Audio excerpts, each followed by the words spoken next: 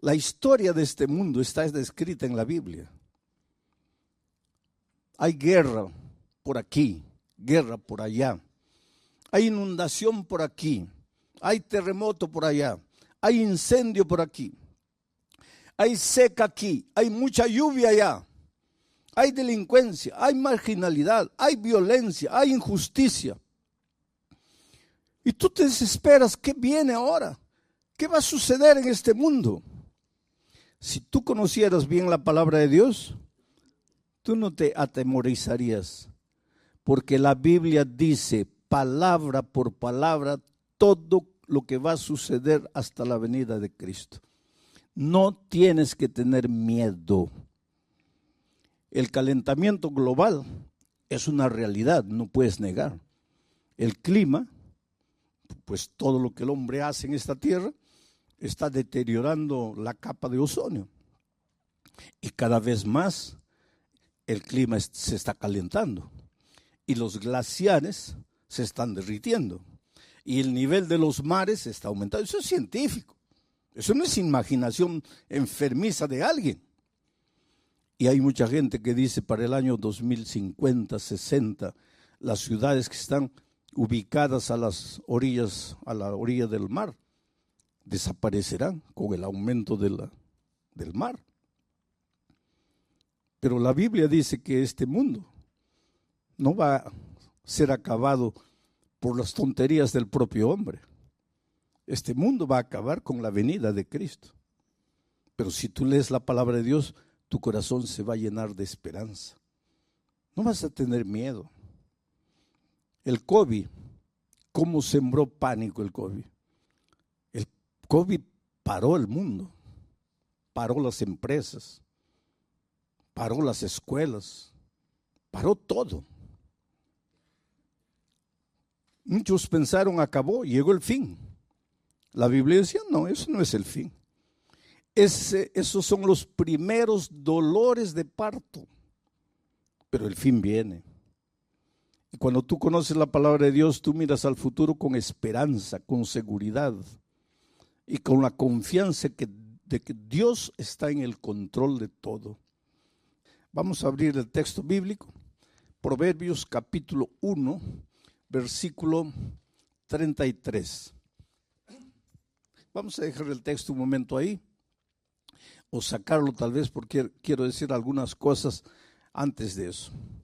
El libro de Proverbios es llamado también el libro de la sabiduría. Son consejos sabios de un hombre sabio que cometió imprudencias terribles cuando se separó de Dios. Tu única seguridad es Dios. Si tú lo dejas, si tú lo abandonas, si tú sigues tus propias decisiones, tus propios caminos, te vas a meter en problemas, como Salomón. Cuando se separó de Dios, se metió en problemas terribles.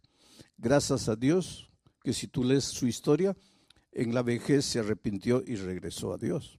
Y eso nos da esperanza, porque aunque en ocasiones nos apartemos de Dios, tenemos la oportunidad de regresar a Él y de tomar de nuevo en serio sus instrucciones. Antes de leer el texto, quiero hablar un poco de la sabiduría. Sabiduría no es conocimiento. El conocimiento te lo da la vida, te lo da la universidad, te lo da la experiencia. Pero eso es conocimiento, eso no es sabiduría. Sabiduría es saber usar el conocimiento. El conocimiento no te vale de nada si no tienes sabiduría. La sabiduría te ayuda a usar el conocimiento. El conocimiento en las manos de un hombre sabio, de una mujer sabia, es un instrumento poderoso para tu propia felicidad y para la felicidad de las personas que te rodean. Sabiduría podría ser llamada también de equilibrio, buen sentido común, prudencia. Es un don que Dios da. Y el apóstol Santiago dice, si alguien tiene falta de sabiduría, pídala a Dios, que Él te va a dar sabiduría. Hay muchos profesionales brillantes, excelentes, que no tienen sabiduría. Y toda la excelencia en la profesión no les sirve de nada, porque por falta de sabiduría lo arruinan todo. Para ser feliz en el matrimonio necesitas sabiduría. Para educar a los hijos necesitas sabiduría. Para que el dinero se multiplique en tus manos necesitas sabiduría. Para ser exitoso en cualquier área de la vida necesitas sabiduría. Y vuelvo a repetir, la universidad puede darte un título de conocimiento, pero no un título de sabiduría. Cuando alguien es nombrado gerente de la fábrica o presidente de la institución, no se le da sabiduría. Por lo tanto, el cargo no significa sabiduría. Hay gerentes, presidentes que no tienen sabiduría. Y hay gente simple que sí tiene sabiduría. ¿Por qué? Porque la sabiduría es un don que Dios da. Sabiduría es prestar atención, oído a los consejos divinos. Ahora, con ese contexto, vamos al texto bíblico. El texto dice así, mas el que me oyere, está hablando Dios, habitará confiadamente y vivirá tranquilo sin temor del mal. Ese más, ya les dije ayer que en la Biblia ninguna palabra está por estar. Cada palabra, inclusive cada coma, tiene un porqué. Hay que prestar atención a todo. Ese más, que quiere decir pero, que quiere decir sin embargo, nos da a entender que para comprender correctamente el texto, hay que leer los versículos anteriores. Y los versículos anteriores está hablando del dolor y de los sufrimientos de los hombres que no son sabios, de los que siguen sus instintos, de los que escogen su propio camino. Esos sufren, esos no tienen paz ni de día ni de noche, esos viven en permanente estado de ansiedad y de miedo. Pero, sin embargo, el que me oyere, dice Dios, el que prestare atención a lo que yo voy a enseñar, ese habitará confiadamente y vivirá tranquilo, sin temor del mal. ¿Qué cosa es la ansiedad? La ansiedad tiene que ver con el miedo, pero no es miedo por lo que está sucediendo. Porque si, por ejemplo, viene un terremoto en este momento, es lógico que nos atemoricemos porque la tierra empieza a temblar. Pero eso no es ansiedad. Ansiedad es miedo por lo que todavía no ha sucedido. Es miedo por lo que tú imaginas que va a suceder. Es miedo por lo que no ha llegado. En otras palabras, es un miedo que no tiene sentido. Porque que la tierra tiemble en este momento y tratemos de protegernos, tiene sentido. Pero que la tierra no tiemble y yo comience a atemorizarme porque tal vez la tierra va a temblar un día. Ansiedad es eso.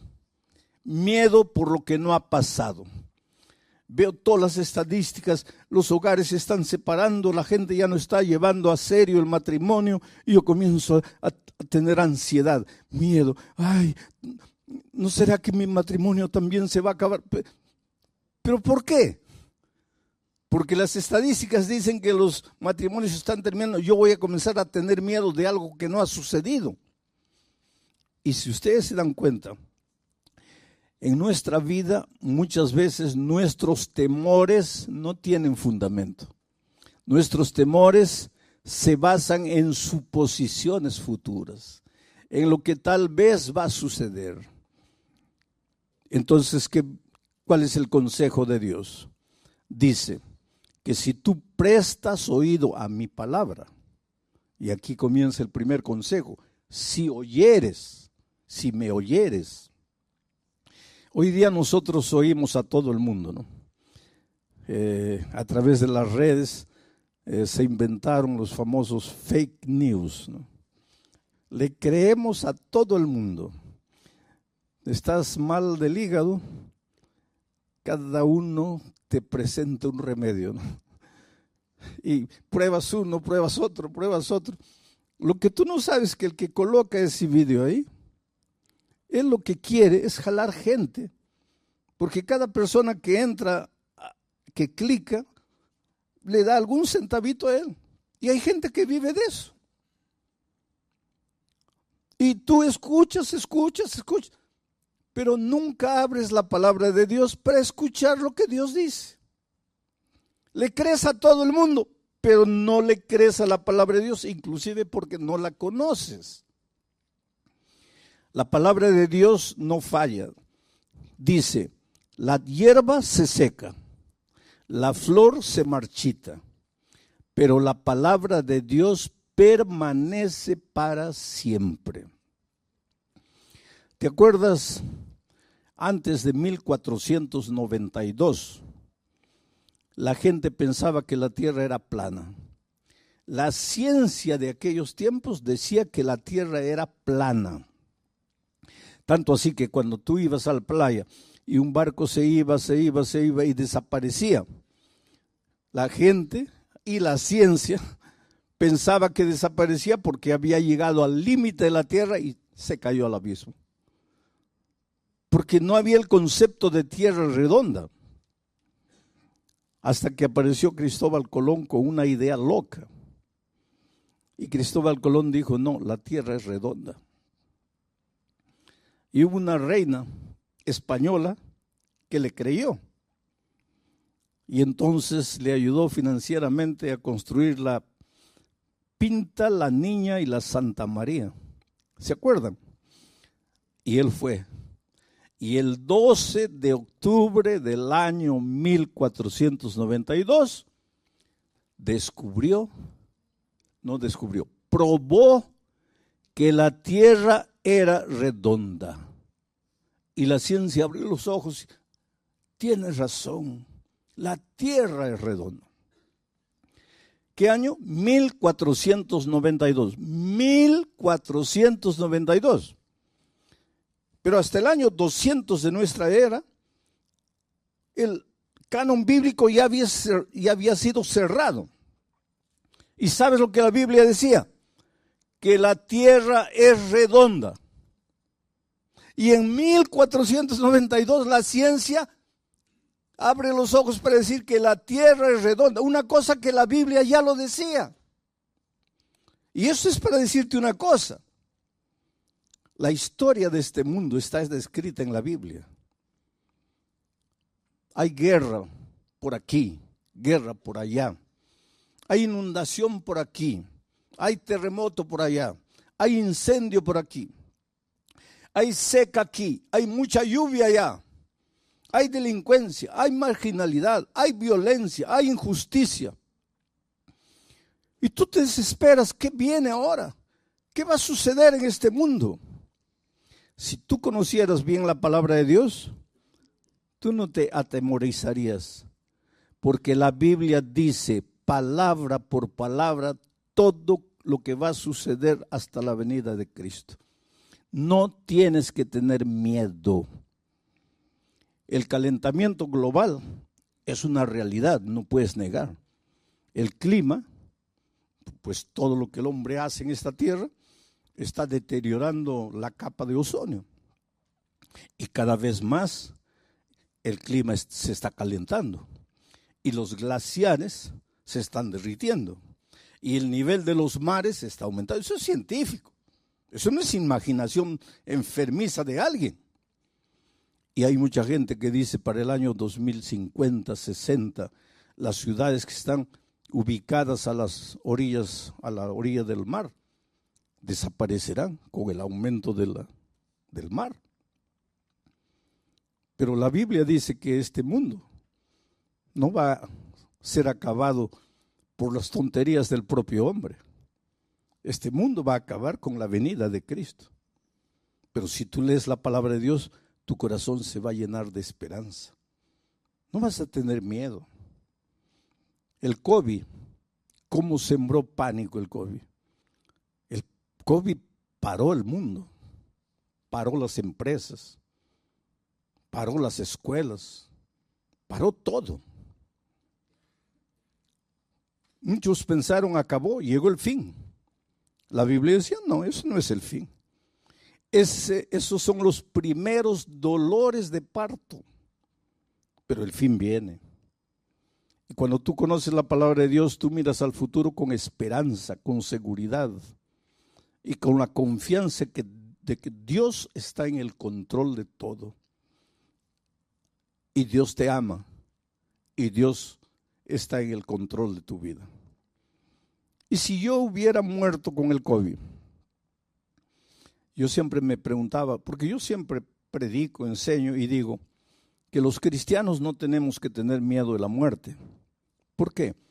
Porque de acuerdo con la Biblia, los cristianos no morimos, dormimos, reposamos, descansamos para despertar con la segunda venida de Cristo. Eso es lo que la palabra de Dios dice. La palabra de Dios no dice que cuando mueres tu espíritu sale vagando por ahí para reencarnarse. Los seres humanos pueden decir lo que quieran, pero eso no dice la Biblia. La Biblia dice que cuando el hombre muere, su cuerpo vuelve al polvo como era y el soplo de vida vuelve a Dios y se acabó. Estás durmiendo hasta la venida de Cristo. Entonces, ¿y si yo hubiera muerto con el COVID? Como yo siempre dije que no hay que tener miedo de la muerte, pero siempre cuando estaba solo me preguntaba, sí, es fácil decir no hay que tener miedo a la muerte porque estás con salud, con vida, pero ¿cómo será el día que llegue la hora en que vas a morir? Y me llegó la hora, porque los médicos dijeron, ya no hay salida. Pero entonces entendí el valor de la esperanza. Tú sabes que al inicio, porque yo estuve 45 días y 3 semanas de esos 45 días en la unidad de tratamiento intensivo y 48 horas ya inconsciente. Cuando yo al inicio yo le pedí a Dios, lógico como todos, Señor, mire, yo vine aquí a este país a predicar tu palabra y por favor pues restaura mi salud, tengo que terminar el trabajo porque no lo había concluido todavía. Señor, levántame, cúrame, sáname, tú eres Dios de milagros. Pero cuando fui empeorando, llegó un momento en que yo sentí que me iba. Y yo no dije a Dios, ya cúrame. Yo simplemente le dije, Señor, muchas gracias por todo lo que hiciste en mi vida hasta aquí. Voy a descansar. Solo te pido que cuando Jesús vuelva, quiero ver a mi familia y quiero ver a mi iglesia. Y me apagué. Cuando yo salí del hospital, una médica me dijo, yo no creo en Dios, pero usted cree. Y quiero que sepa de una cosa, desde el punto de vista de la medicina, usted no tenía esperanza de vida. Y lo que lo restauró fue su confianza en un poder superior. Era mi confianza en Dios. Y si hubiera descansado, pues nos hubiéramos abrazado el día de la resurrección, cuando Cristo vuelva. Ese es el valor de la esperanza. Por eso Salomón dice, el que me oye, ¿y cómo oyes a Dios? A través de su palabra, a través del sermón de esta noche. Estás oyendo la palabra de Dios, porque yo no te estoy diciendo mis ideas, te estoy diciendo lo que el texto bíblico dice. El que me oyere, ese habitará confiado. ¿Qué cosa significa habitar confiado. Estar tranquilo. No quiere decir acostarte en la cama esperando que las bendiciones te caigan del cielo. No, no, no. Pero vas a vivir sin ansiedad. Ay, ¿será que voy a encontrar empleo? ¿Será que no? Oh, querido, cuando conoces la palabra de Dios, tu vida cambia en todos los sentidos. Porque un día Dios le dijo a Abraham: sal de tu tierra, de tu parentela, de la casa de tus padres, vete a una tierra que yo te mostraré. A algunos de ustedes les mostró España, por eso se vinieron aquí, ¿no es cierto? Bueno, pero la promesa de Dios a Abraham fue: por donde quiera que tú fueres, yo estaré contigo. Y si alguien te bendijere, yo lo bendeciré. Esa es promesa de Dios para ti. Entonces, la próxima vez que vayas a buscar empleo, vas a llevar tus papeles, ¿no? Tu currículum de vida. Y cuando llegues, le entregas al entrevistador. ¿Y cuál es tu actitud? En el corazón: ojalá que me dé el empleo, ojalá que me dé el empleo, quiera Dios que me dé el empleo. Y el otro revisando tus papeles, ¿no? Y tú temblando aquí: ojalá que me dé el empleo, ojalá que me dé. Porque no conoces la palabra de Dios. Porque si tú conocieras la palabra de Dios, en tu corazón dirías otra cosa. En tu corazón le dirías al que está revisando tus papeles, no con tu boca, en tu corazón.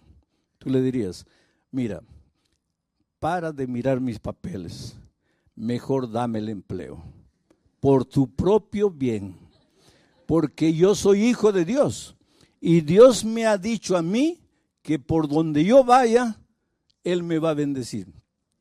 Y si alguien me bendijere, o sea, si tú me das el empleo, Dios te va a bendecir a ti. Entonces, para de revisar los papeles, ya dame el empleo. Pero esa es otra actitud. Tú caminas por la vida, no, ay, ¿qué será? ¿Cómo será? ¿Qué pasará mañana? No, querido, tú conoces a Dios. Y el que conoce a Dios es un vencedor y camina por la vida con la cabeza levantada.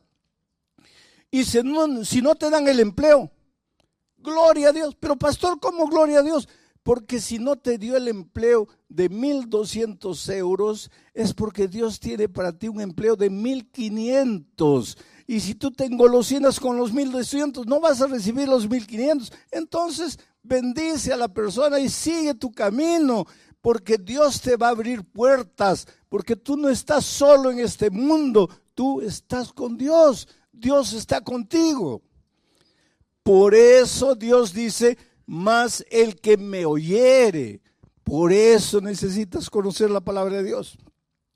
Por eso necesitas oír los mensajes bíblicos que tienen que ver con la palabra de Dios. Entonces vas a habitar confiadamente y vas a vivir tranquilo, sin temor del mal. Presta atención a esta última frase. No dice que si le entregas a la vida a Jesús, no dice que si prestas oído a sus consejos, el mal no te va a llegar.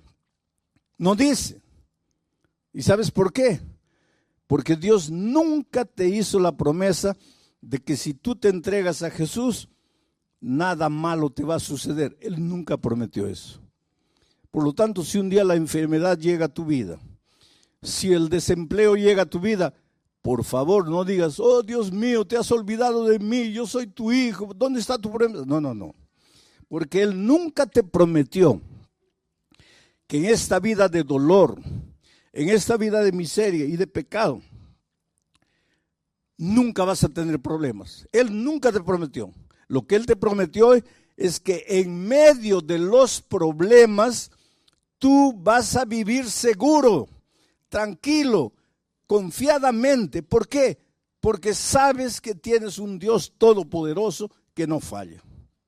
Ahora, un ejemplo bíblico de todo esto que dije hasta aquí. ¿Te acuerdas cuando los discípulos estaban en alto mar un día? Y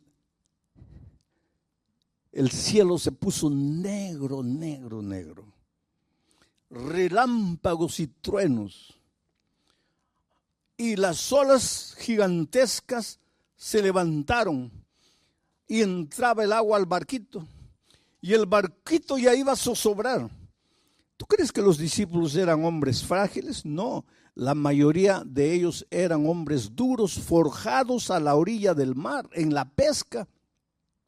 ¿Tú crees que una tormentita ahí los iba a asustar? No.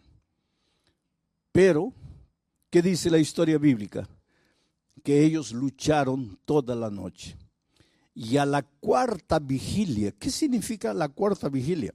Es que los judíos en esos tiempos dividían a la noche en 4 vigilias. De 6 de la tarde a 9 de la noche, primera vigilia. 9 de la noche a medianoche, segunda vigilia. Medianoche a 3 de la mañana, tercera vigilia. 3 de la mañana a 6 de la mañana, cuarta vigilia. Y la Biblia dice que Jesús apareció en la cuarta vigilia. ¿Qué hora sería más o menos? ¿Qué hora sería? Entre 3 y 6. ¿Quieres mi opinión personal? Eso no dice la Biblia. Aquí estoy colocando mi opinión personal. Debe haber sido 5 y 15 de la mañana. ¿Pero por qué, pastor? Porque era el momento más oscuro de la noche. Yo siempre pensé que el momento más oscuro de la noche era medianoche. No es. El momento más oscuro de la noche es faltando 5, 10 minutos para que la luz del nuevo día aparezca. Entonces, si en este momento tú estás viviendo el momento más oscuro de tu vida, si tú sientes que ya no tienes fuerzas, si tú sientes que ya todo acabó, que ya estás perdido, alégrate. Porque eso quiere decir que dentro de 5 o 10 minutos el sol del nuevo día va a nacer en tu vida. No te desesperes. Jesús apareció en el momento más oscuro, la cuarta vigilia. Y los discípulos se asustaron. Habían clamado en la noche, Señor, ayúdanos. Ahora Jesús aparece y se asustan. ¿Por qué? Porque Jesús no apareció como ellos esperaban que apareciese. Y aquí hay una lección valiosa, querido. Muchas veces las respuestas divinas no son o no llegan a tu vida como tú quisieras que lleguen. ¿Cómo esperaban esos discípulos a Jesús? No sé, voy a imaginar. Tal vez volando en el aire porque era Dios, echándoles una cuerda para que se agarrasen y los rescataron, o en un helicóptero, o que de repente Jesús hiciese calmar la tempestad, hiciese salir el sol. Yo no sé. Lo que ellos nunca esperaron es que Jesús iba a aparecer andando sobre el agua. Tanto así que cuando lo vieron, en lugar de alegrarse, se asustaron. Es un fantasma, es un fantasma. Y entonces Jesús dijo una cosa: soy yo, no tengáis miedo. Esta es la clave. Soy yo, no tengáis miedo. Entonces Pedro le dijo: Señor, si eres tú, manda que yo también camine sobre las aguas. Y Jesús le dijo: ven. Y Pedro, que un minuto atrás estaba con el corazón lleno de miedo, porque lo que te paraliza, lo que te incapacita de ser feliz, lo que te destruye, es el miedo. No son las circunstancias. El problema para los discípulos no era lo que pasaba exteriormente. Por más oscuridad, por más olas gigantescas, por más tormenta, el problema no era ese. El problema estaba dentro de ellos, miedo. Pero cuando Jesús apareció y dijo: no tengáis miedo, es como si Jesús hubiera colocado la mano, arrancado el miedo. Y ahora Pedro, sin miedo, es capaz de sacar el pie del barco y pisar el agua y caminar sobre el agua. ¿Sabes cuál es el mensaje para ti esta noche? Que enfrentas dificultades en la vida, no voy a negar. Y cada uno de ustedes sabe las luchas que enfrenta. En la vida familiar, en la vida profesional, en la vida personal. Pero cada uno de nosotros se enfrenta a alguna lucha. Y tú piensas que tu problema, no, mi problema es la esposa, no es el esposo, es el hijo, es el patrón, es el jefe. No, querido. Tu problema está aquí en el corazón. Es el temor, es el miedo. ¿Y qué sucede cuando vas a Jesús? Calma la tempestad, hace brillar el sol. No. Saca el miedo. Y ahora sin miedo, tú eres capaz de andar por encima de las aguas en medio de la noche oscura. Todos quisiéramos que Dios hiciese brillar el sol a medianoche para nosotros.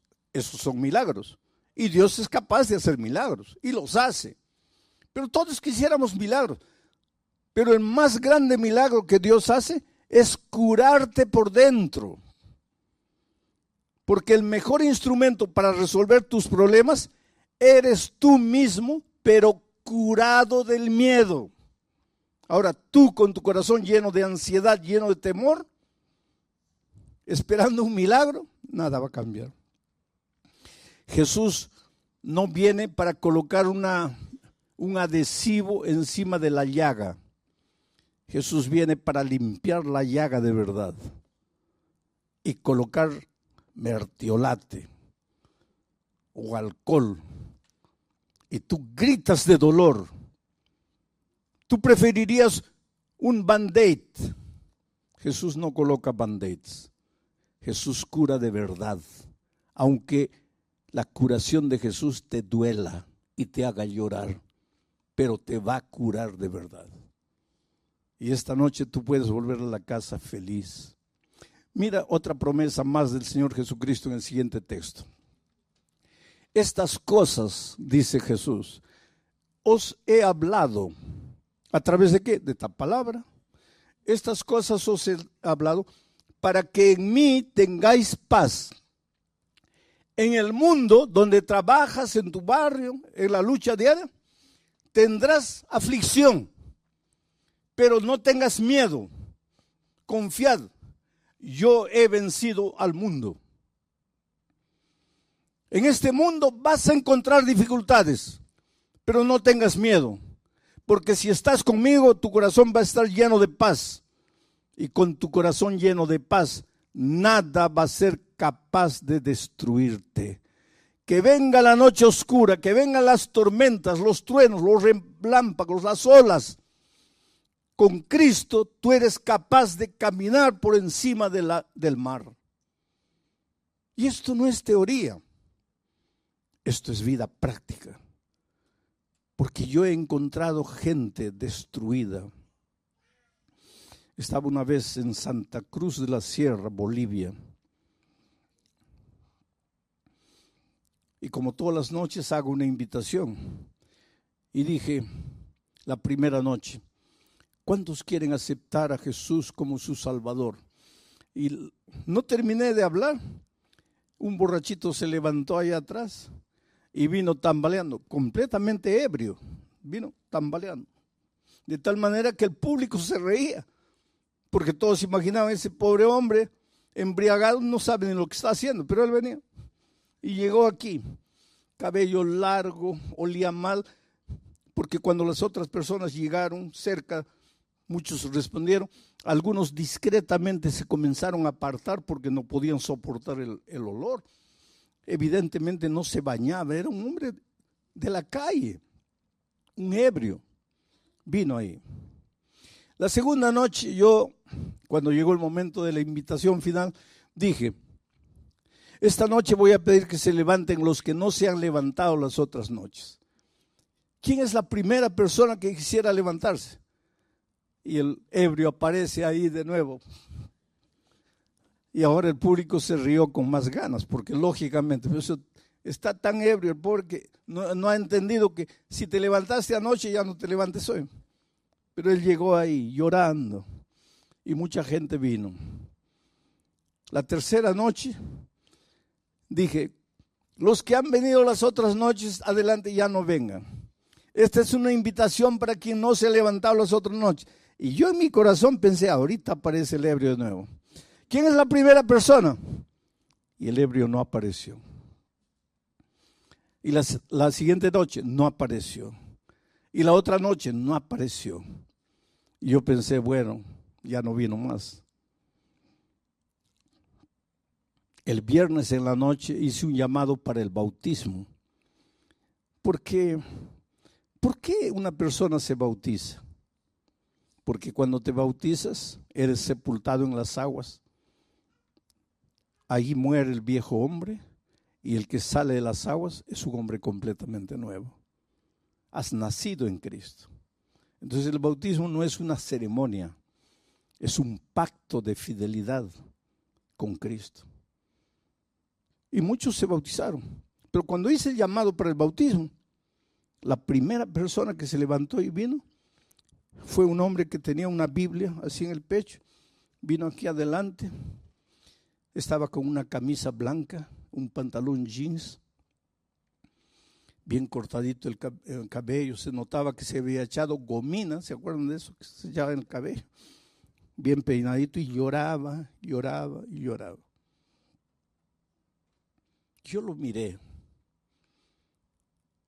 y le dije, espera, yo te conozco. Tú no eres la persona que se levantó las primeras noches. Y él me miró así, dice, sí, pastor, yo soy. Y en mi corazón yo sentí una emoción tan grande, porque ya no era ni la sombra del hombre que se levantó las 2 primeras noches. Bueno, comenzó la ceremonia bautismal, yo estaba allá atrás y lo veo a él llorando. Y le digo, ¿qué fue? ¿Qué te hicieron? Y él me dice, yo quería bautizarme, pero no aceptan mi bautismo, porque dicen que si el domingo y el lunes yo estaba borracho, ¿cómo me van a bautizar hoy día? Y yo entiendo, porque nadie puede confiar en mí. ¿Cómo van a confiar? Yo realmente al inicio de la semana era un pobre ebrio, pero nadie conoce mi historia. Y cuéntame tu historia. Y él me dice, cuando yo tenía 21 años me casé. Yo era ingeniero de minas, trabajaba en una mineradora grande aquí en el país. Me casé, fui de luna de miel. Y cuando estábamos regresando, dormité en el volante. Salí de la carretera, caí a un abismo. Mi esposa murió y yo salí vivo. Nunca me perdoné. Yo maté a mi esposa. En ese accidente quien tenía que morir era yo, no era ella, porque yo conducía el carro. Quien dormitó en el volante fui yo. Quien tenía que morir era yo. Mi vida se acabó. Me entregué a la borrachera. Yo no conocía a Dios, no conocía nada. La borrachera. Bebida. En poco tiempo perdí el empleo, perdí todo. En poco tiempo ya estaba en la calle viviendo como un mendigo. 30 años, pastor, bebiendo todos los días, pidiendo limosna para beber. Y el domingo yo no entré aquí por causa de la predicación. Yo entré porque estaba lloviznando y vi el estadio abierto y entré. Pero usted piensa que yo no entendí. Yo estaba ebrio, pero yo entendía todo. Y esa noche yo entendí que solo Jesús podría cambiar mi vida. Que mi problema estaba en mi corazón. Yo tenía miedo de vivir. Yo tenía miedo de estar sobrio. Yo necesitaba estar ebrio, porque cuando estaba sobrio me sentía culpable de la muerte de mi esposa. 30 años viviendo en la calle, una vida miserable.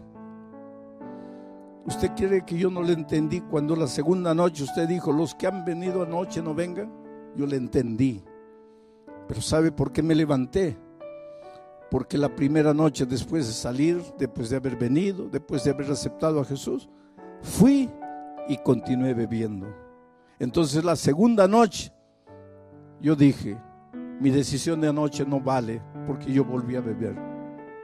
Me levanto de nuevo. Pero fue el último día que viví. Pastor, después de 30 años, hoy completa 5 días que no coloco una gota de alcohol en mi boca. Pero nadie me conoce. ¿Cómo pueden confiar en mí? Y había un hombre escuchando mi conversación con él.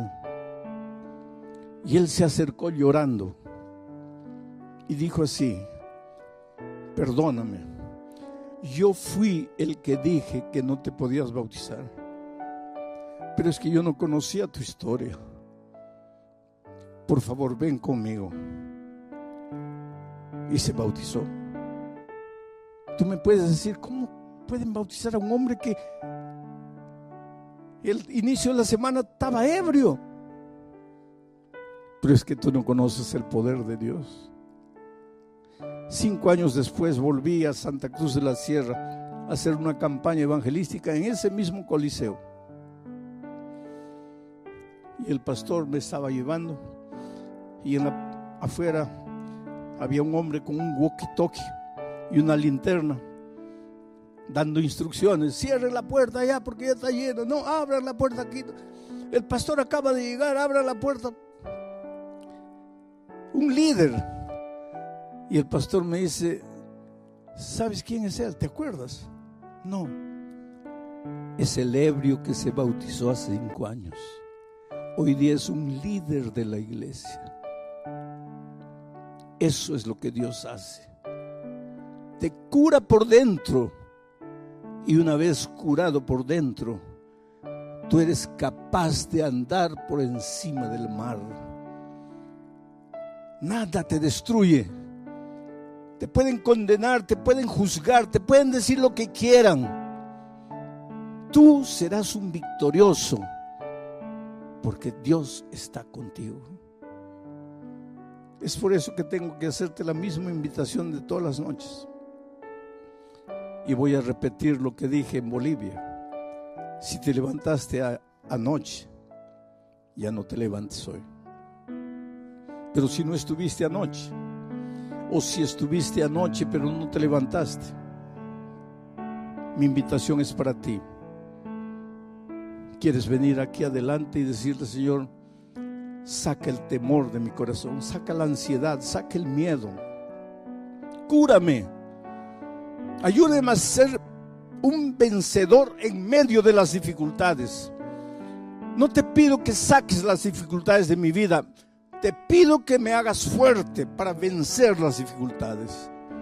Yo voy a estar orando en mi corazón para que el Espíritu de Dios te traiga. Si quieres decirle esta noche a Jesús, Señor, cúrame por dentro, hazme un hombre nuevo, una mujer nueva, quiero renacer en ti. Esta es una invitación, lógicamente, para aquellos que nunca se han entregado públicamente al Señor Jesucristo.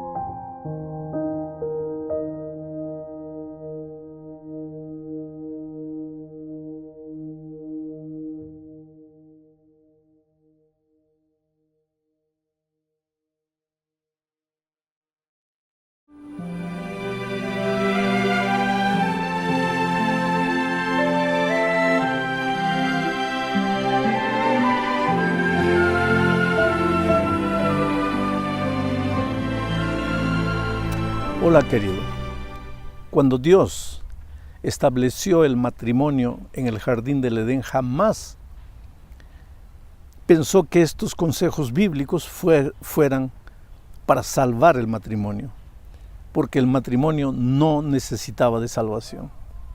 Por un simple motivo, Adán y Eva eran perfectos. La personalidad de ellos era perfecta, el temperamento, el carácter, eran perfectos. Pero ¿qué pasó? Entró el pecado, y al entrar el pecado, el carácter de Adán y Eva se deformaron.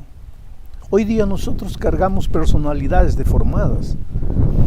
El matrimonio, la felicidad en el matrimonio no depende de un año de esfuerzo, de 5 años de trabajo, haciendo lo mejor para construir un buen matrimonio. No. Yo digo siempre que el matrimonio es la única escuela en la cual nos matriculamos, pero no nos graduamos nunca, porque a lo largo de la vida vamos construyendo, pidiendo perdón, siendo perdonados, aceptando, siendo aceptados, reconociendo, conversando, llorando, sonriendo. La felicidad en el matrimonio no es una meta que se alcanza, es un proceso. Vos vas siendo feliz mientras va tratando de construir ese matrimonio. Pero, ¿qué hacer cuando el matrimonio parece que llegó al fin? ¿Qué hacer si las cosas andan mal y queremos salvar ese matrimonio? Pues tengo 5 consejos bíblicos que voy a leer. El primer consejo: reconoce que tu matrimonio tiene problemas y que es necesario salvarlo, reconstruirlo. El primer texto es Apocalipsis capítulo 3, versículo 17. Porque tú dices: yo soy rico y me he enriquecido, y de ninguna cosa tengo necesidad, y no sabes que tú eres un desventurado, miserable, pobre, ciego y desnudo. En otras palabras, aquí el consejo bíblico es el siguiente: hijo, ¿qué puedo hacer para salvar tu matrimonio si tú no reconoces que tienes problemas? Si tú dices que todo está bien, soy rico, no tengo necesidad de nada, pero la realidad, dice Dios aquí, es que eres un pobre ciego, desnudo, miserable. Tu matrimonio necesita ayuda y tienes que reconocer que necesita ayuda. ¿Qué se puede hacer por un enfermo que no acepta que está enfermo? ¿Cómo va a procurar el médico? ¿Cómo va a buscar al médico? Y si no busca al médico, pues se va a morir. Entonces, el hecho de que tú estás mirando este video es una evidencia de que tú piensas que tu matrimonio puede mejorar, que tu matrimonio necesita de ayuda. Pues te voy a dar los 4 siguientes pasos. Recuérdate que el primer paso es: reconoce que tu matrimonio está en problemas. Segundo paso: ve y arregla tus cuentas con Dios. Y el consejo bíblico está aquí en el Salmo 127, versículo 1, dice así: si Jehová no edificare la casa, en vano trabajan los que la edifican. Si Jehová no guardare la ciudad, en vano vela el centinela. ¿Qué es lo que Dios está queriendo decir aquí? Mira, salvar el casamiento no depende solamente de reconocer el problema. No depende solamente de buscar ayuda con especialistas, con psicólogos, con consejeros matrimoniales. Todo eso es necesario. Ayuda profesional es necesaria. No tengas miedo de buscar ayuda profesional.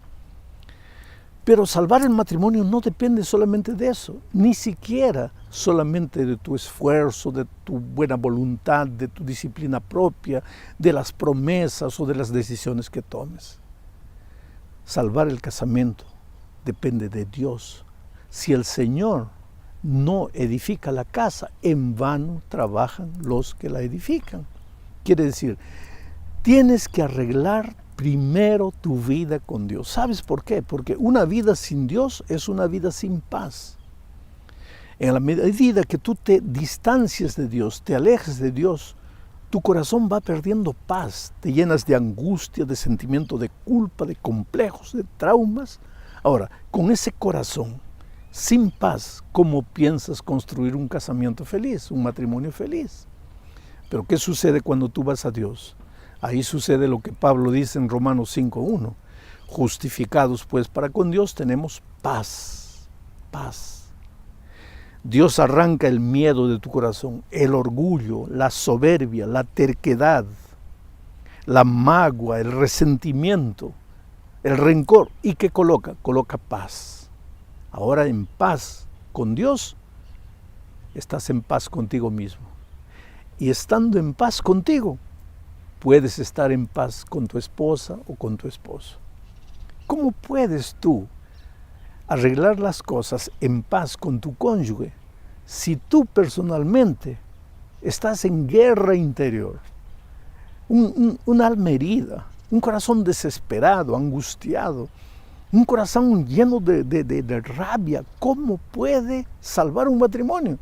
Por eso, aunque te parezca muy simple el consejo bíblico que te estoy dando, recuérdate que si Dios no edifica la casa, en vano trabajan los que la edifican.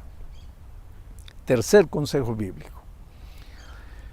Toma la iniciativa de salvar el matrimonio. Y aquí te voy a leer lo que dice Efesios, capítulo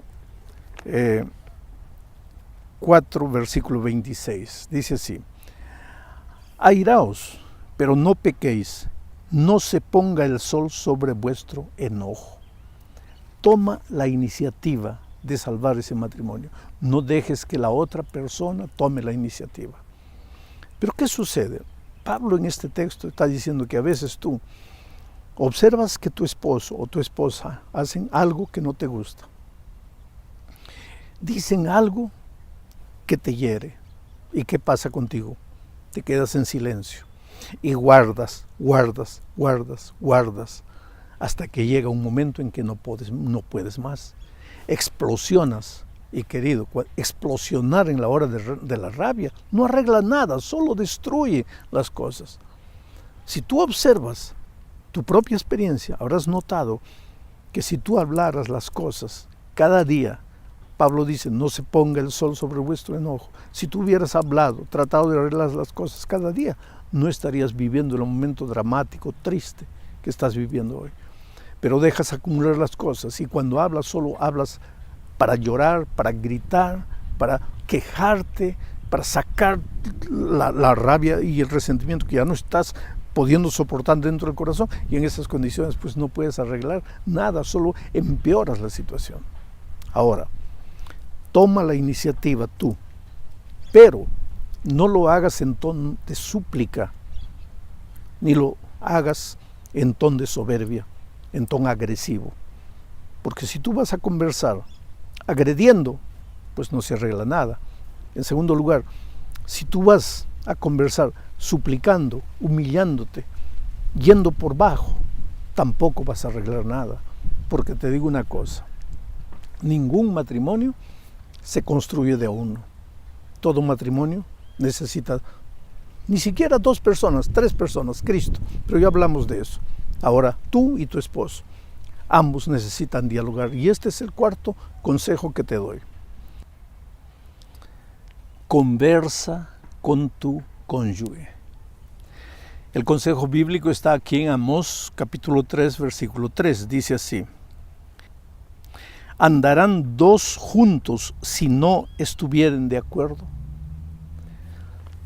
Tienen que conversar, tienen que colocar en la mesa cuál es la raíz del problema. Tienen que llegar a descubrir, solo que ese descubrir, esa conversación no es en un momento de rabia. Cuando las cosas están en calma, busca a tu cónyuge. Dile con todo cariño, tenemos que reevaluar nuestro matrimonio, analizar, algo no está andando bien. Entonces, el problema es personalidad, el problema son las actitudes, el problema son los hijos, el problema es financiero. Y traten de corregir los problemas que aparecen en las diferentes áreas de la vida. Ningún matrimonio se resuelve solamente con la participación de una persona, con el esfuerzo, con la buena voluntad de una persona. Ambos tienen que querer. Por eso, tú toma la iniciativa, pero después coloquen en la mesa y conversen. Ahora viene la pregunta, ¿pero qué hago yo Si la otra persona, mi esposo o mi esposa, no quiere, él o ella no acepta que nuestro hogar está en problemas. Pero ¿qué hacer si tu cónyuge te dice que ya no te ama, que el amor se acabó, que él quiere el divorcio o ella dejó de amarte? Mira, suplicar no es el mejor camino para traer a la persona de vuelta. Aquí viene el quinto consejo. Mira lo que Pablo dice en primera a los Corintios, capítulo 13, a partir del versículo 4, dice así: el amor es sufrido, es benigno, el amor no tiene envidia, el amor no es jactancioso, no se envanece, no hace nada indebido, no busca lo suyo, no se irrita, no guarda rencor, no se goza de la injusticia, mas se goza de la verdad. Todo lo sufre, todo lo cree, todo lo espera, todo lo soporta. Ese amor, yo creo que de alguna manera en tu vida, en tu personalidad, en tu carácter, hubo estas cualidades. No es sin motivo que ese hombre se sintió atraído a ti.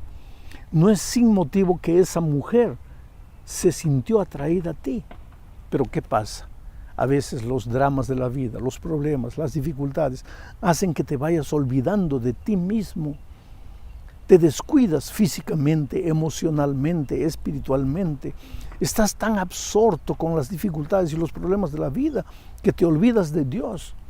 Entonces te vas deformando, te vas olvidando de ti mismo, y esas cualidades que un día atrajeron a la otra persona se van desvaneciendo, y también naturalmente el sentimiento que ambos llamaban amor va desapareciendo.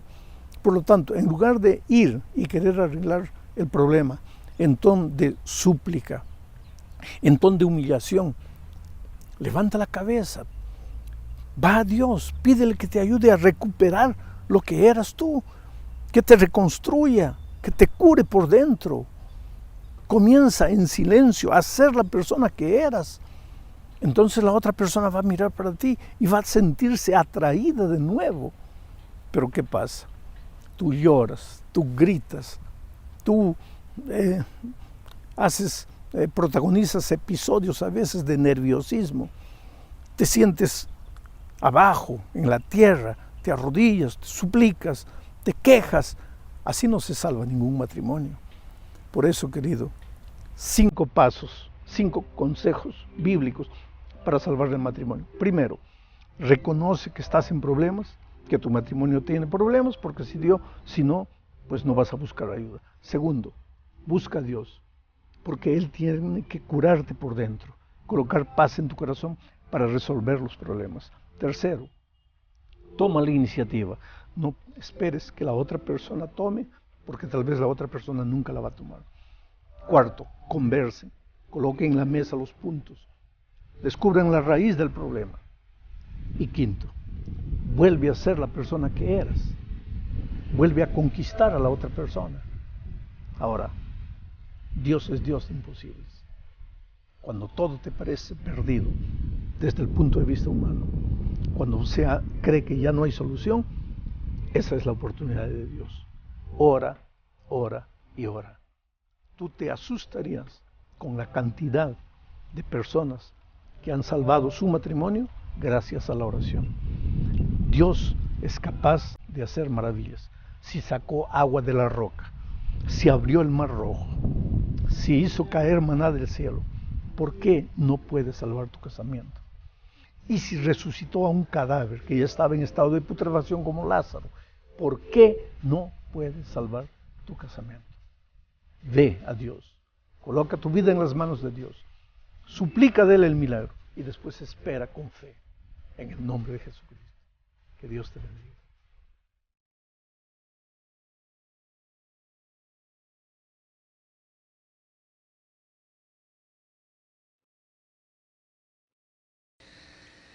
Antes de leer el texto bíblico, quisiera mandar un saludo cariñoso a todos mis amigos. Son miles de personas que me acompañan a través de mi página web, ministeriobullón.com.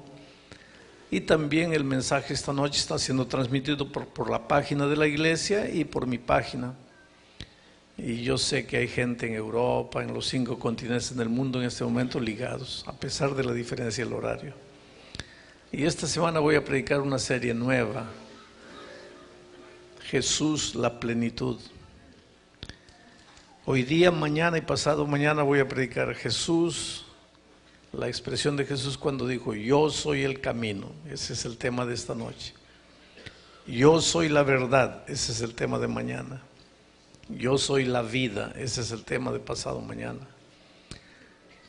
Voy a analizar diferentes aspectos de la vida de Jesús, del trabajo maravilloso que Jesús quiere realizar en tu vida. Vamos al texto bíblico. San Juan capítulo 14. Déjenme leer a partir del versículo 1 hasta el versículo 6. Dice así: no se turbe vuestro corazón. ¿Creéis en Dios? Entonces creed también en mí. En la casa de mi Padre muchas moradas hay. Si así no fuera, yo os lo hubiera dicho. Voy pues a preparar lugar para vosotros. Y si me fuere y os preparare el lugar, vendré otra vez. Y os tomaré a mí mismo, para que donde yo estoy, vosotros también estéis. Y sabéis a dónde voy. Y sabéis el camino. Le dijo Tomás: Señor, no sabemos a dónde vas. ¿Cómo pues podemos saber el camino? Jesús le dijo: yo soy el camino, la verdad y la vida. Nadie viene al Padre sino por mí. Yo soy el camino. Queridos, ¿cómo es necesario, cómo es indispensable, cómo es esencial conocer el camino? Ustedes están esta noche aquí porque conocían el camino para llegar aquí. Pero tal vez alguien está esta noche aquí y tuvo dificultades para encontrar el camino. Y de repente alguien quiere venir esta noche aquí y está perdido por ahí llamando al pastor. ¿Cómo llego a la iglesia? En la vida es necesario, es básico conocer el camino para llegar a cualquier lugar. Ahora, para tener un hogar feliz hay que conocer el camino.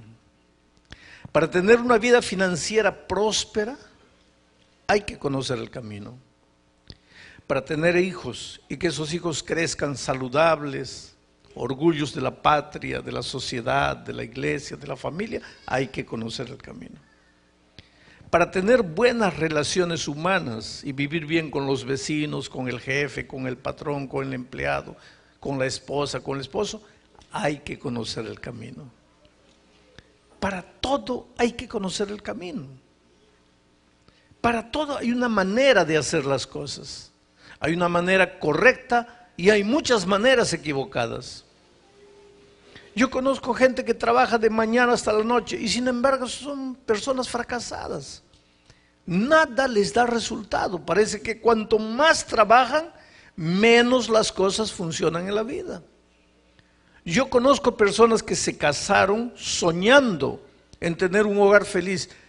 Y no que no quieran construir ese hogar feliz, se esfuerzan, luchan, hacen todo lo que está de parte de ambos para construir ese hogar feliz, pero parece que cuanto más luchan, más el matrimonio se viene abajo. Yo conozco padres, madres que invirtieron todo, hicieron todo, dieron tiempo, dieron cariño a los hijos para que crezcan sanos, felices, y sin embargo, tal vez ese muchacho está en las drogas, está en la prisión, está en la delincuencia. Constantemente encuentro padres que me dicen: ¿dónde fallé, pastor? ¿Qué hice de mal? Yo tengo conciencia de que hice todo correcto. ¿Qué pasó? ¿Dónde fallé? El asunto es que para ser próspero, para ser feliz, para ser realizado, no basta hacer las cosas con todo el esfuerzo humano. No basta querer, no basta esforzarse, no basta luchar. Hay que conocer el camino. Porque si no conoces el camino, vas a luchar, vas a envejecer, vas a morir y jamás vas a llegar a donde quieres. Simplemente porque no conoces el camino. Ahora mire, el texto que acabo de leer esta noche empieza diciendo así: no se turbe vuestro corazón. Turbar, en hebreo, entristecer. No se entristezca vuestro corazón. Ahora la pregunta es, ¿cómo no entristecerse si vivimos en un mundo de dolor, de tristeza, de muerte, de enfermedad, de traición, de violencia? Estaré predicando esta noche a alguien que ha sido traicionado por alguien, por el mejor amigo, por la persona en que más confiaba. Y por más que el tiempo pasa, la herida está abierta, no se cierra en tu corazón, no eres feliz. Quieres perdonar, pero no puedes, no tienes fuerzas. Lo que te han hecho, la traición es mucho más grande que tus ganas, tu voluntad de perdonar. Estaré predicando en este momento para alguien que de niño fue abusado, fue maltratado, abrieron heridas psicológicas, emocionales en tu vida. Hoy día grande, tienes conciencia de que necesitas libertarte de esas heridas, pero no puedes.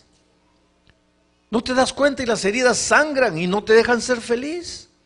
No te dejan ser un buen esposo, una buena esposa, un buen padre. Un día conversé con un padre que maltrataba a los hijos y el hombre primero dijo: mire, no se meta en mi vida, yo sé lo que estoy haciendo. Pero a medida que íbamos hablando se rindió y comenzó a llorar y dice: pastor, usted no tiene idea de cómo me trataron cuando yo era niño. Y ahí está, el típico ejemplo de un hombre que adulto no quiere hacer lo que está haciendo. Tiene conciencia de que lo que está haciendo lo está destruyendo a él, está destruyendo a la familia, está destruyendo lo más precioso que tiene, que son los hijos, pero las heridas interiores sangran y son más fuertes que él. Hay gente derrotada en la vida porque cuando niño le dijeron: no vales para nada, no sirves para nada, nunca vas a hacer nada. Y hoy día grandes, parece que el inconsciente le sigue repitiendo eso: no eres nada, no sirves para nada, no vales para nada. Y por más que te esfuerzas, por más que luchas, no logras libertarte. Ahora viene Jesús y dice: no te entristezcas. ¿Cómo no te vas a entristecer viviendo en un mundo de dolor, de muerte? Esta semana esta iglesia perdió 2 seres queridos. ¿Cómo no nos vamos a entristecer? Jueves ahora, este jueves pasado, la esposa de mi hermano mayor despertó con un dolor de columna. Dijo: mira, me siento mal, no podía moverse, no podía andar. La llevaron al hospital, le hicieron una radiografía, no era nada con la columna, tenía un tumor, ya casi había devorado el pulmón. Abrieron el pulmón para sacar una biopsia, murió. Jueves. ¿Cómo no entristecerse? Anoche hablé con mi hermano mayor destrozado. Me dice: en el momento del golpe parecía que estaba anestesiado. Mi esposa ya fue enterrada, todos se fueron y me encuentro solo y no sé qué hacer. Ahora viene Jesús y dice: no te entristezcas. ¿Cómo no te vas a entristecer? ¿Acaso no tienes sentimientos? ¿No tienes corazón? ¿Será que el cristianismo nos hace robots sin corazón? Todo está mal, estoy sin empleo, estoy sin dinero, mi hijo en la cárcel, no tengo documentos, está todo mal y tengo que sonreír porque soy cristiano. No. Si hay una cosa que Dios respeta son tus emociones, porque quien te colocó las emociones en el corazón fue Dios. Él te creó con capacidad de ser feliz, de llorar, de alegrarte, de reír. Él conoce perfectamente tus emociones. Entonces, si Él te dice, a pesar de la tristeza, a pesar del dolor, a pesar de las dificultades que estás enfrentando, y querido, yo no creo que nadie viene a la iglesia sin motivo. Cada uno de ustedes, en mayor, en menor grado, de un lado, de otro lado, cada uno de ustedes enfrenta alguna lucha, con un hijo, con una persona querida, con una persona amada, contigo mismo, en el trabajo, en el empleo, en la vida financiera. Cada uno tiene sus luchas, cada uno tiene sus expectativas, cada uno tiene su sueño, cada uno enfrenta sus dramas. Y ahora viene Dios y dice, no te entristezcas. ¿Por qué? Porque yo soy el camino. Esta expresión yo soy el camino es interesante, porque a veces nosotros decimos, sí, Jesús dice yo soy el camino, yo soy el camino. ¿Qué quiere decir yo soy el camino? A mí me gusta hablar con los niños y con los viejitos, porque los niños y los viejitos dicen la verdad desnuda. Si no quieres oír la verdad, no le hagas una pregunta a un niño. ¿Estás gordo? No le preguntes a un niño, ¿estoy gordo? Te lo va a decir. Tampoco le digas a un viejito que te lo va a decir. Y una viejita un día me dijo, pastor, yo no entiendo su sermón. ¿Y qué es lo que no entiende, hermano? Usted dice, yo soy el camino. Jesús dijo, yo soy el camino, yo soy el camino. Yo no entiendo. ¿Pero qué es lo que no entiende, hermana? Me dice, porque para mí, pastor, un camino es un pedazo de suelo donde uno pisa. Eso es camino para mí. Ahora, Jesús es el camino. ¿Qué es lo que usted me quiere decir? ¿Que yo tengo que pisar encima de Jesús? Y yo nunca me había puesto a pensar. Yo soy el camino. ¿Pero qué quiere decir yo soy el camino? Muchos de ustedes saben que yo fui misionero en la selva durante 3 años, en los primeros años de mi ministerio. Trabajé 3 años entre los indios de la tribu Ashaninka, allá en el interior de mi país. Hay algunos peruanos esta noche, y saben de lo que estoy hablando. Se llamaban campas. Ahora no les gusta que se les diga campas, son Ashaninkas, es el nuevo nombre técnico que se han buscado. Muy bien. Yo trabajaba entre ellos. En época cuando no había carretera, no había nada, todo el viaje era en el río a través de un barquito, o entonces a pie a través de la mata. Y sabíamos dónde estaban las aldeas en medio de la mata, pero no había caminos, no había carreteras. Con el tiempo aprendí a agarrar un machete y abrir camino en medio de la mata con el machete, pero al principio contraté un muchacho indio de 20 años para que sea mi guía, y él iba delante de mí. Me decía, pastor, usted venga atrás de mí. Si yo voy a izquierda, usted va para la izquierda. Voy para la derecha, usted va para la derecha. Si yo salto, usted salta. Haga todo lo que yo hago. Venga atrás de mí. Yo soy su guía. Y yo iba. Y un día caminamos y caminamos. Y me di cuenta que él estaba medio desorientado porque miraba para un lado, miraba para otro lado, miraba para adelante, miraba para atrás. Y yo pensé dentro de mí, este muchacho está desorientado, está perdido. Pero no dije nada. Y él fue avanzando, avanzando hasta que paró. Ahí le dije, no me vas a decir que estás perdido. Él me dijo, no, pastor, yo no estoy perdido. Le dije, estás perdido, porque hace rato te veo mirando para aquí, mirando para allá, estás perdido. No, pastor, yo jamás me pierdo. Le dije, estás perdido, muéstrame el camino. Estás perdido. Y él me tomó del brazo y me jaló para junto de él y me mostró la mata cerrada. Y me dice, pastor, ¿quiere que le muestre el camino? ¿Qué camino? ¿Qué camino quiere que le muestre? Pastor, aquí en la selva no hay camino. Aquí, el único camino soy yo. Usted sígame. Yo lo voy a llevar a donde usted quiere llegar. Y ese día entendí lo que Jesús quiso decir. Yo soy el camino. En esta vida no hay caminos. Quiere decir, hay muchos caminos mentirosos, caminos falsos, caminos engañadores. Por ejemplo, el dinero te dice, yo soy el camino, ven, yo te llevo. Y muchos corren atrás del camino llamado dinero. ¿Y cuál es el fin? Por eso Salomón dice, hay camino que al hombre le parece derecho, pero el fin de ese camino es la muerte. Es una cosa interesante porque el dinero no es malo. Ahí está el problema, ¿ve? El dinero no es malo, porque querido, hay que tener cuidado, porque a veces los cristianos somos interesantes.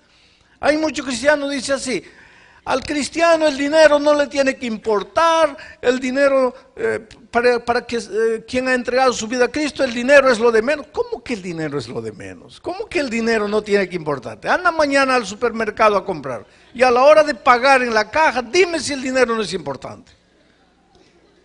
Pero hay cristianos que se van al otro lado, comienzan a vivir una vida mística, una vida que no existe, querido. El dinero es importante, sí, no tengas miedo de trabajar honestamente, de suplicar la bendición de Dios y de hacerte millonario si Dios quiere, no tengas miedo. Ahora, lo que no puedes hacer es pensar que el dinero es el camino que te lleva a la felicidad, porque ahí te vas a meter en problemas. Yo siempre cuento la experiencia de uno de los hombres más ricos del Brasil. Su secretaria ejecutiva es miembro de nuestra iglesia y en una Navidad le dio de regalo un libro mío. Y uno de esos días que él estaba desesperado, vacío, hombre rico, millonario, él podía comprar todo, tenía todo lo que quería, nada le faltaba, uno de los hombres más ricos del país. Pero en un momento de la vida se sintió con ganas de llorar, vacío, como que la vida no le satisfacía, que nada le satisfacía, porque los ricos también lloran. Eso no es una novela, esa es la realidad de la vida. Los ricos también lloran. Si tú piensas que vas a tener dinero y nunca más vas a sufrir, estás equivocado. Yo conozco gente rica que se da un tiro. Conozco gente rica que no sabe qué hacer. Conozco gente rica que viene y dice, pastor, haga una oración para mi hijo salir de la cárcel, porque ni el dinero puede sacar a su hijo de la cárcel. Y este hombre me dijo, pastor, yo no sé qué me pasa, yo tengo todo, yo puedo comprar todo, yo puedo viajar a cualquier lugar del mundo, no necesito comprar un pasaje de avión.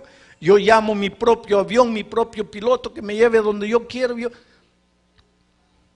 Pero no soy feliz, pastor. No soy feliz. Cuando llega la noche me da ganas de llorar. Me pregunto, ¿qué me pasa? No entiendo. Es como si yo le debiese alguna cosa a alguien. Yo no debo nada a nadie. Pero es como si yo estuviese debiéndole algo a alguien. Nada me alegra. Es interesante que en el corazón humano, querido, hay un vacío interior que nadie puede llenar. El otro día una señora brasileña me dice, pastor, durante 8 años ahorré dinero para hacer un crucero. Era mi sueño. 8 años conseguí ahorrar, hice el crucero, fui por el Caribe, volví. Cuando llegué a la casa, abrí mi maleta, me dio unas ganas de llorar, me eché a la cama y lloré. ¿Por qué lloraste? No sé, pastor. Solo me da ganas de llorar. Terminó mi viaje de los sueños y no tengo nada. ¿Has sentido eso alguna vez?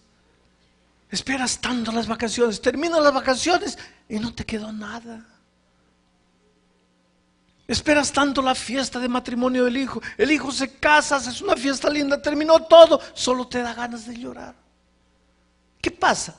Es que hay un vacío en el corazón humano que nadie puede llenar. Y ahora este hombre ahí delante de mí, millonario, ¿qué me falta? Y me dice, pero pastor, solo le pido 2 cosas. Primero, no me pida que me vuelva miembro de su iglesia, porque yo no quiero nada con religión. Segundo, no me hable de Jesús. Yo le digo, pero usted sabe que yo soy pastor. Me dice, sí, y los pastores no pueden hablar de otra cosa, solo saben hablar de Jesús, de religión. Le digo, no, si usted quiere yo le hablo del cambio del dólar, de la cotación de la bolsa de valores, de la cultura de los países que conozco, de fútbol. Yo le puedo hablar de lo que usted quiera. Ahora, usted me hizo una pregunta, ¿qué me falta? Y dólares no le falta, acciones en la bolsa de valores no le falta, cultura no le falta, fútbol no le falta, lo que le falta es Jesús, pero usted me dice, prohibido, no me hable de Jesús, ¿de qué le voy a hablar? Y si él encontrase la palabra de Dios, encontraría que Jesús dice, hijo, yo soy el camino, ven conmigo, yo te llevo. Pero no, él en lugar de escuchar la voz de Jesús que le dice, yo soy el camino, escucha la voz mentirosa del dinero que dice, yo soy el camino. Y acumula todo el dinero que tiene, pero no es feliz. El placer es otro camino mentiroso, yo te llevo. Y querido, ahí también hay un error, porque hay mucha gente que tiene miedo de sentir placer. Hay mucha gente que piensa que placer es pecado. ¿Qué cosa es el placer? ¿Cómo sientes placer? A través de los 5 sentidos. ¿Qué 5 sentidos? El olfato, el tacto, el gusto, los oídos, los ojos. ¿Y quién colocó en tu cuerpo los 5 sentidos? ¿Y para qué los colocó? Si placer es pecado, ¿para qué Dios colocó los sentidos en tu cuerpo? Pero ¿de dónde algunos cristianos sacan la idea de que sentir placer es pecado? Por lo tanto, no hay que sentir sabor a la comida, porque si le sientes rico, estás pecando. Querido, come feliz, disfruta del pan que Dios te da. No tengas miedo de ser feliz, el cristianismo no está reñido con felicidad. Disfruta de la vida, alégrate.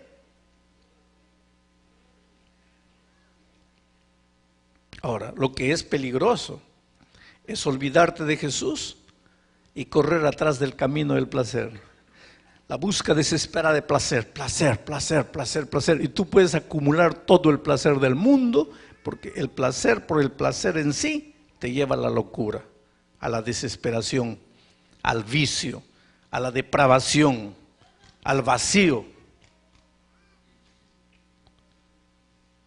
Jesús es el camino. Y ahí que está el asunto, queridos. Este libro que tengo en mis manos y que se llama la Sagrada Escritura, la Santa Biblia. Este libro es el manual de sobrevivencia, es el manual de felicidad, es el manual de prosperidad en esta vida. Este no es un libro de mandamientos, de normas, de prohibiciones. No, no, no. A veces los cristianos levantamos este libro y lo levantamos como un libro asustador. Y todo el mundo tiene miedo de estudiar este libro porque solo prohíbe, solo dice lo que es pecado. No, no es así. Este libro es el manual de felicidad que Dios te dejó. Yo no sé si has comprado un aparato eléctrico alguna vez. Abres la caja y un plástico y hay un libro. ¿Qué es ese librito? El manual de instrucciones. Pero si tú eres un ser humano normal como yo, ¿qué es lo que haces? Abres la caja, sacas el plástico, sacas el libro, lo botas a un lado, sacas el aparato y comienzas a apretar. Aprieta aquí, manosea por aquí, jala por aquí.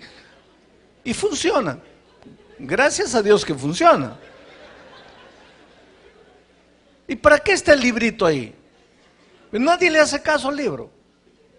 Ahora vamos a decir que en el libro dice que hay que colocarle energía 110 y tú no lees, le metes 220, ¿qué va a pasar con el aparato? Lo quemas. Ahora te digo una cosa, tú no eres un aparato eléctrico, tú eres gente, tú eres ser humano, querido, con sentimientos, con sueños, con tristezas, con alegrías. Por más que vives en un mundo de tecnología, Por más que vives en una empresa, trabajas en una empresa donde te hacen sentir un número, un robot que tiene que producir y producir y producir, tú eres gente. Y Dios no se olvida de eso porque Él te creó. Tú eres un ser humano maravilloso. En tu empresa, en el lugar de trabajo, nadie se interesa con lo que estás sintiendo. Y de repente, ni siquiera en el hogar se interesan con lo que estás sintiendo. Pero a Dios le interesa lo que sientes. Los sueños que no tienes el valor de decírselo a nadie, Dios conoce. Y Dios quiere entrar en tu vida y quiere participar de tu vida. Tú no eres aparato eléctrico, tú eres un ser humano lindo. Por lo tanto, tú no tienes un fabricante, tú tienes un creador. Un creador que te trajo a este mundo con un propósito, un plan para tu vida. Y jamás serás feliz mientras no alcances el plan para el cual Dios te trajo a esta vida. Y ese plan, con toda seguridad, no es que tu hogar esté destruido, no es que estés llorando todos los días. Ese plan que Dios tiene a tu vida no es que llegue la noche y te revuelques en la cama vacío, desesperado para querer dormir. Ese plan no es que tu hijo esté derrotado. Ese plan no es que vivas sufriendo. No, ese no es el plan de Dios para ti. Pero ¿qué pasa? Cuando Dios te creó, te dio un manual. Y ese manual de instrucciones es este libro que tengo en mis manos, que se llama la palabra de Dios. Infelizmente los seres humanos quieren ser felices, quieren ser prósperos, pero no conocen el manual. Ahora, si no conocen el manual, ¿cómo es que las cosas van a funcionar en tu vida? Por eso es que miles de personas se casan y no son felices. Tienen hijos y los hijos solos les dan tristezas.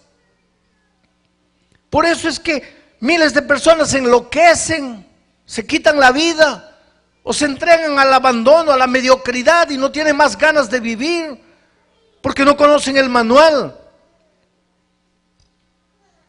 Pero aquí en este manual, ahí funciona lo que dice Jesús: yo soy el camino. Porque, queridos, así como en todo, en la religión especialmente el misticismo puede ser grande. Hay gente que dice así: Jesús es el camino, entonces Jesús me va a guiar. Entonces se ponen en la calle: a ver, Jesús, ven a guiarme. Y se quedan esperando que esperando sentir una voz, esperando sentir una sensación, experimentar una sensación. Y te digo una cosa: Jesús no trabaja de esa manera. Jesús no trabaja de esa manera. Porque todo lo que Jesús tenía para revelarte, para enseñarte, para mostrarte, te lo reveló en su palabra. Y cuando Jesús te dice: yo soy el camino, sígueme, yo te voy a llevar a donde quieres llegar con seguridad, te está diciendo: abre mi palabra y léela. Porque aquí yo te digo si tienes que ir para izquierda o tienes que ir para derecha. Si tienes que emprender este negocio ahora o después. Si tienes que casarte con esta persona o no. ¿Cómo vas a hacer para que el dinero que ganes se multiplique en tus manos?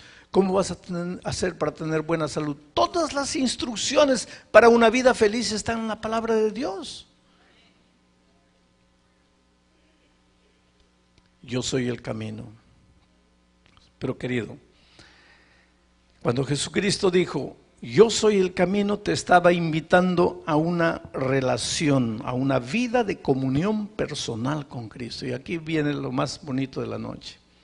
Tú tienes que hacer de Jesús un amigo personal. Y ahora voy a contarte otra experiencia de la selva. Te voy a contar de cierta manera mi experiencia. Yo soy el típico muchacho que prácticamente nació en la iglesia. Mi madre conoció el Evangelio cuando yo tenía 3 años de edad. Por lo tanto, yo nací prácticamente conociendo el Evangelio. Pero yo viví en tiempos cuando los adultos, yo espero que los tiempos hayan cambiado. Yo viví en tiempos cuando los adultos solo estaban preocupados en que los muchachos se porten bien. Si yo era feliz, si yo no era feliz, si yo lloraba, si yo sufría, ¿qué les importaba? Lo que les importaba es que guarde el sábado, que cumpla esto, que no use esto, que no vaya aquí, que no me siente aquí, que no me pare aquí. Y con la vara en la mano. Yo siempre cuento mi experiencia, mucha gente se ríe, pero es una experiencia real. Saben que ahora en Navidad fui a Jauja, la ciudad donde nací, llevando a mis hijos para mostrarles el lugar donde nací, donde caminé, la escuela donde estudié. Y les mostré la iglesita donde sucedió esto que les estoy diciendo. Que no era una iglesita, era un cuarto, 8, 9 personas se reunían. Había el director del grupo, la esposa, el director del grupo, era de todo, era diácono, era todo. Él tenía una vara grande y en el extremo de la vara tenía un clavo con la punta para afuera. Y él se quedaba en la puerta como un centinela con su vara ahí, mirando a ver quién se mueve, quién dormita, quién conversa. Y si alguien conversaba, él no iba y decía, hermano, mira, no. Él simplemente agarraba la vara y con la vara él alcanzaba cualquier extremo del cuarto pequeño. Y si 2 niños estaban conversando, pues el clavo. Y más de una vez ese clavo perforó mi cabeza. Yo sé, miren, yo sé muchos versículos de memoria, pero yo no los aprendí en la facultad de teología. Yo los aprendí de niño, en lo que se llamaban la devoción matutina, porque en mis tiempos todos teníamos que memorizar el versículo diario de la devoción matutina y el sábado teníamos que repetirlo de memoria.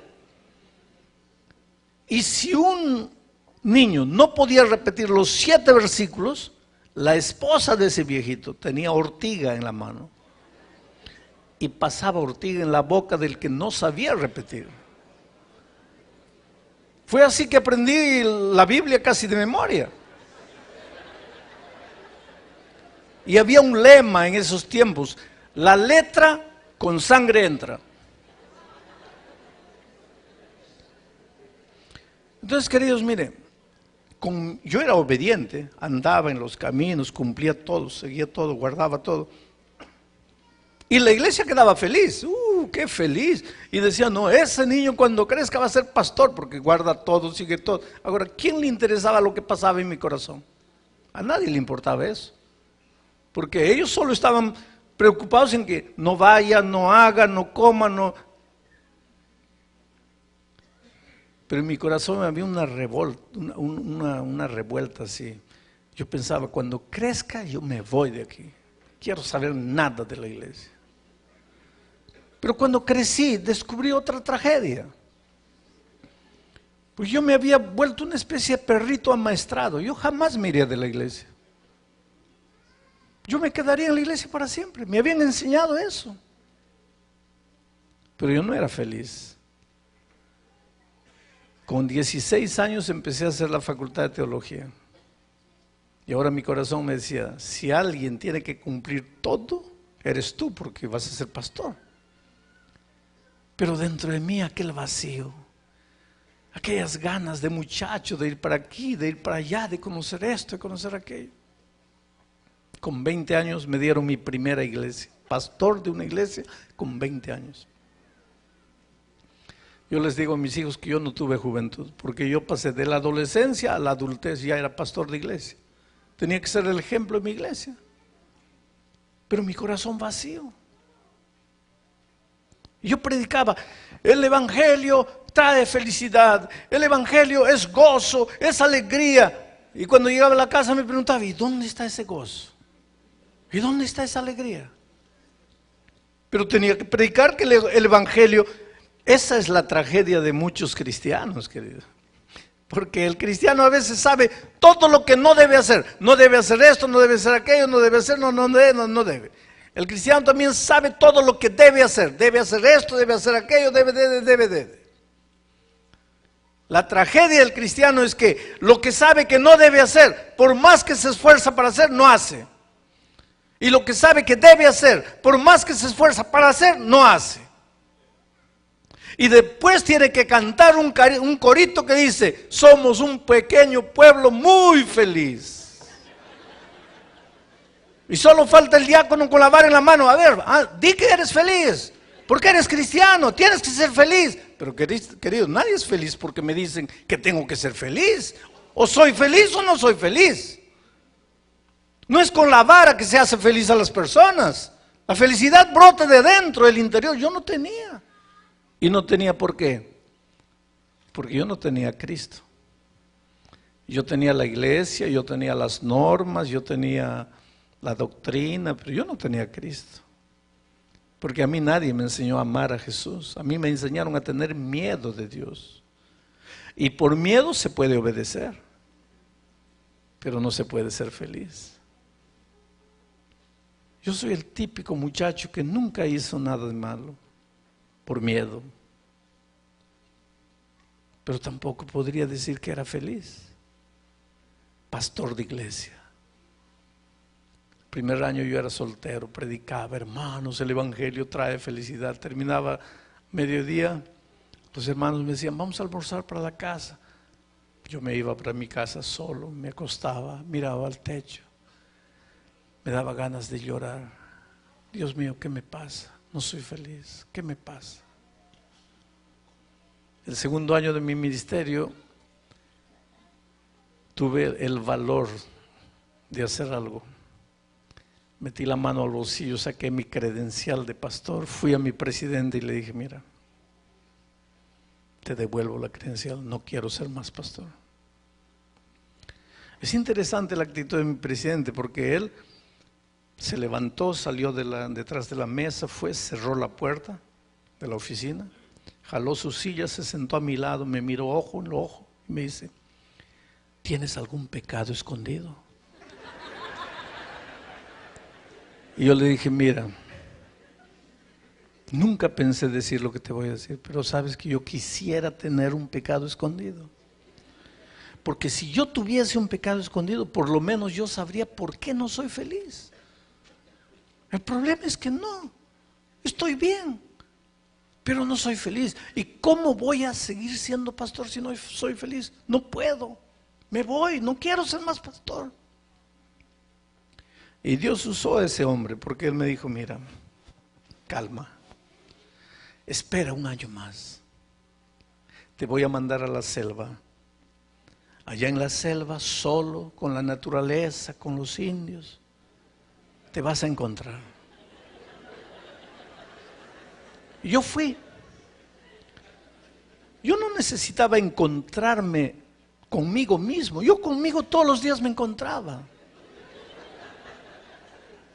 ¿Pero qué encontraba? Un hombre derrotado. Un hombre que no hacía pero pensaba. Un hombre que no hacía pero sentía. ¿Y cuál es la diferencia? Y no hacía por miedo. Fui a la selva y fue ahí que encontré el camino. Yo estaba perdido, era un viernes, había salido temprano de mi casa, tendría que encontrar una aldea, pasar 2, 3 días con los hermanos y volver. Pero era 4 o 5 de la tarde, yo estaba perdido. No encontraba el camino. Y cuando no encuentras el camino, tú puedes andar la vida toda queriendo ser feliz, queriendo llegar a casa, queriendo llegar a tu destino. Si no tienes el camino, anduve. Cada vez que andaba más me daba cuenta que estaba más perdido y más perdido. A eso de las 5 o 6 de la tarde el cielo comenzó a quedar oscuro, una tormenta se avecinaba. Comenzó a llover, a caer así. Parecía que todo el agua del cielo se venía como hoy día de mañana aquí en Orlando. Y yo me acurruqué debajo de un árbol, mi mochila, acurrucado debajo del árbol. Miré el reloj, 6 de la tarde, viernes 6 de la tarde. Yo no sé cómo es para ustedes el viernes a las 6 de la tarde, pero en casa cuando éramos pequeños, el viernes a las 6 de la tarde, cuando la gente ya nos reuníamos todos bien bañados, bien cambiados de ropa para recibir el sábado, desde la cocina llegaba el olor de pan caliente que mi mamá preparaba. Mi mamá preparaba pan todo viernes en la tarde, ella misma preparaba el pan. Y después cuando me casé, mi esposa siguió con la costumbre. Pero 6 de la tarde yo estaba solito en la selva, acurrucado, remojado. Y me dio unas ganas de llorar porque pensé, ¿qué estoy haciendo aquí? Perdido. ¿Qué estoy haciendo aquí? Mi corazón me decía, estás cumpliendo tu ministerio. Sí, pero ¿qué ministerio? Si por lo menos yo fuese feliz. ¿Para qué estoy sufriendo todo esto? ¿Por qué estoy aquí? La lluvia parecía que no paraba. De repente comenzó a llover más y más. Decidí levantarme, sería 7, 8 de la noche, tratar de encontrar el camino, corre para aquí, corre para allá. Me caía, me levantaba, seguía corriendo, caía, levantaba. Fue ahí que mi mochila se cayó a un abismo. Tratando de recoger la mochila, yo caí, me resbalé 4 o 5 metros en la lama. Traté de salir, imposible. Todo un lamazado. Y en la selva cuando alguien se pierde tiene que gritar, porque alguien puede oír el grito, también grita, por el grito las personas se ayudan. Comencé a gritar y escuché un grito allá a lo lejos. Seguí gritando, el grito se aproximaba cada vez más. Sentí que alguien estaba en la trilla allá encima, comencé a llamar, sentí que alguien bajaba. Llegó cerca de mí, era un indio de la tribu Asháninka. Me extendió la mano gruesa, me agarré de su mano, le pregunté ¿quién eres? No dijo nada, me comenzó a jalar. Mis pies resbalaban en el barro, los pies de él parecían de un tractor, iban subiendo. Cuando llegamos arriba, le pregunté ¿quién eres? No dijo nada. ¿De dónde viniste? ¿Qué hacías por aquí? Nada. Yo pensé, él no me entiende. Yo no hablaba campa, pensé, él no habla español, no me entiende. Pero me agarró del brazo y me llevó y caminamos 1 hora, 2 horas. De repente paró, me mostró abajo. Habían luces, era la aldea. Lo solté, comencé a correr, me resbalé, caí de nuevo. Él me alcanzó, me levantó. Llegué al patio de la aldea, comencé a gritar, ahí salió el cacique con una antorcha. Y cuando me vio me dijo, pastor, está loco. ¿Qué hace a esta hora, pastor? Le digo, no, Juan, yo no vine a esta hora, yo salí de mañana. Estuve perdido en la selva. Quiero un lugar para dormir. Me llevó a una chopana, a una choza. Me quitó la ropa, me dio una frazada, me acosté en el suelo al lado del fuego. Al día siguiente me desperté sábado de mañana. Había mazamorra de plátano cerca del fuego, había yuca cocida cerca del fuego. Mi ropa estaba seca, me vestí. Salí al patio, ellos estaban los indios ahí, todos conversando en grupos. Le dije, Juan, ¿dónde hay agua? Quiero lavarme. Me dijo, pastor, hay un riacho allá. Pero dígame, ¿cómo llegó anoche? Le dije, el indio que estaba conmigo me trajo. ¿Qué indio? El indio que estaba a mi lado. Cuando tú me viniste a saludar, él estaba a mi lado. Él me dice, mire pastor, cuando las personas como usted se pierden, se quedan con miedo, comienzan a imaginar cosas. Usted imaginó, usted estaba solo. Yo no quise discutir, le dije, Juan, ¿dónde hay agua? Ahí abajo. Me arrodillé cerca del arroyo. Y por primera vez, queridos, yo no sentí que mi oración se iba para allá.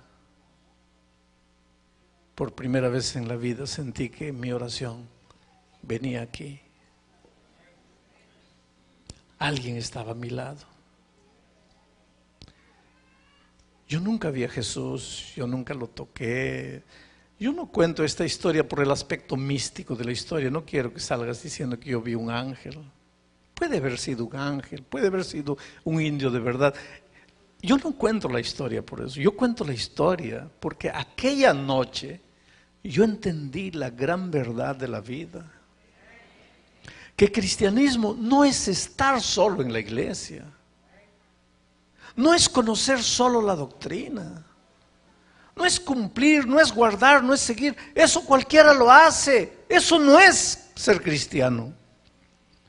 Aquella noche yo descubrí que yo cumplía todo, seguía todo, guardaba todo, creía todo, pero en la hora que más necesitaba de Jesucristo, yo estaba solo. Yo había vivido solo toda mi vida.